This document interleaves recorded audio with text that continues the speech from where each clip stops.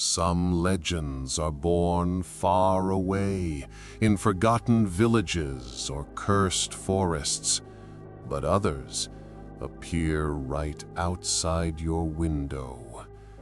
This is the story of the tall woman and the night she came for me. It was 3 in the morning. I hadn't meant to be awake. I had only gone to the kitchen for a glass of water. My apartment is on the 6th floor, and from that height, the world outside usually feels distant, harmless. But that night, I noticed her. A woman. Tall. Too tall. At least 2 meters. Her shadow stretching unnaturally long beneath the streetlight. She was walking slowly, almost drifting across the street below. At first, I didn't pay attention, just another stranger wandering late at night. But then, she stopped. She tilted her head, and without reason, without light to guide her, she looked directly up at me, straight at my window. The room was dark. The lights were off. She shouldn't have been able to see me. And yet, she did. Her eyes locked on mine. Her mouth began to move. At first, just a twitch, a grimace. Then wider and wider, until her jaw stretched open in a way no human jaw could, ripping, tearing, unhinging. And from the street below came a sound, a scream so sharp, so unnatural, it cut through the night like broken glass. And then she ran. Not away, not down the street. She ran toward my building. They say true horror does not scream. It waits. And that night, it was waiting behind the thin walls of a 6th floor apartment. I stood frozen. My body refused to move. My breath refused to come. The last echo of her scream still clung to the air, vibrating in my bones. I had seen her run.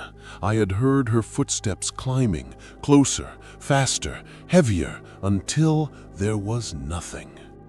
Silence. A silence so deep, I thought the world itself had stopped. And then, curiosity betrayed me. I leaned toward the peephole. I should never have done it, for she was there, right there, her face inches away, her skin pale as death, her eyes too large, too knowing. She was not looking at the door. She was looking through it, at me. Her nostrils flared. She was sniffing, as if scenting me like an animal scents prey. And then her nails scraped, long blackened claws dragging against the wood. Each pull left scars carved into the door. And still, I could not move. She began to strike her head against the door, once, twice, again, louder, harder. The wood bent under the force. I watched in disbelief as metal warped, as if the door itself was trying to give way to her madness. Every hit rattled through my bones. And I was nothing. Not a man, not even alive, just a shadow locked in fear. But fate has strange timing. A neighbor, once a police officer, had heard the chaos. He thought it was a robbery. He carried a gun. When he opened his own door to intervene, the world held its breath.